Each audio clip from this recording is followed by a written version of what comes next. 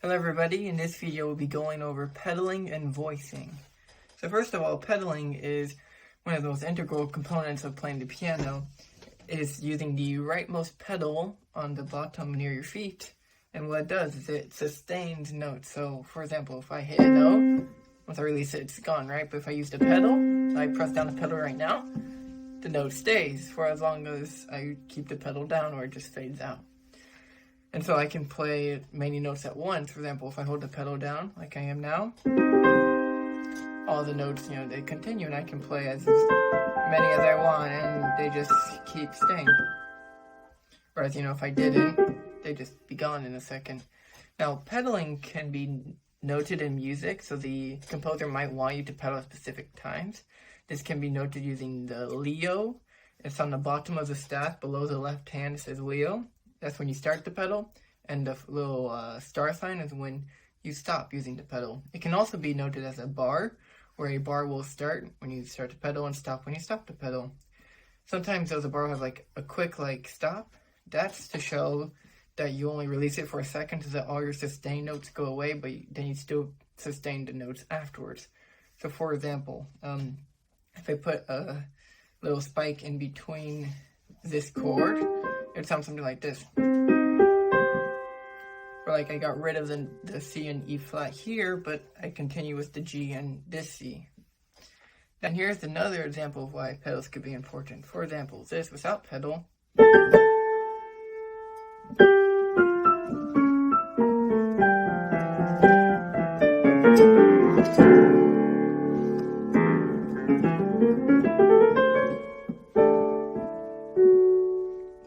Versus this.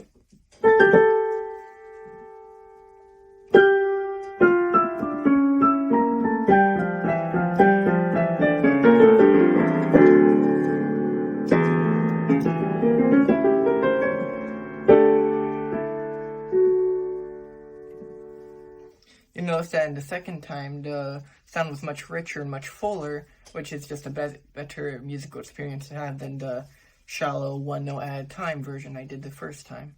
So that's why pedaling can be very important. That's the very basics of pedaling. It can get a little bit more complicated as you try different styles, but in the end it's all about just keeping the notes you want, not keeping the notes you don't want.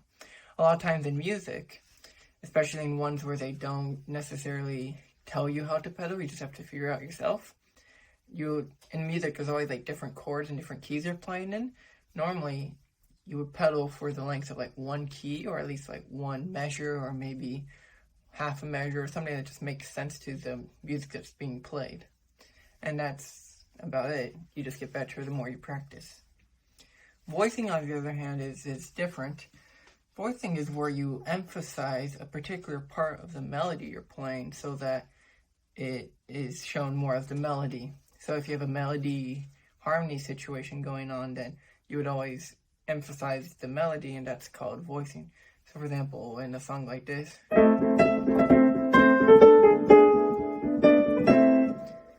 my right hand was the melody, so I was voicing it. I was making it more audible than my left hand. My left hand I could have been doing, but we don't want that because that's not melodic, that's just harmony, so I did it softly. Whereas with my right hand I was doing it loud.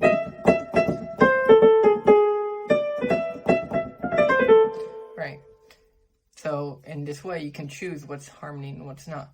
Now, a lot of times in music you can have a call and response situation. That's where one hand will play a melody and the other hand will then repeat the same melody as if you're calling and responding. For example,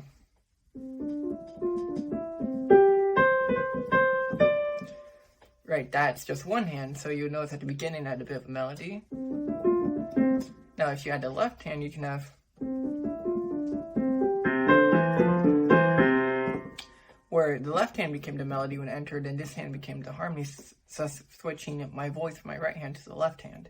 This is important in music where you begin to have 3 lines where one hand's doing 2 different musical lines at the same time and you want to emphasize one, but most of the time you'll probably only be doing 2 lines, and therefore you just have to know which one to emphasize. It's usually the one that looks a bit more unique and a bit more like a song.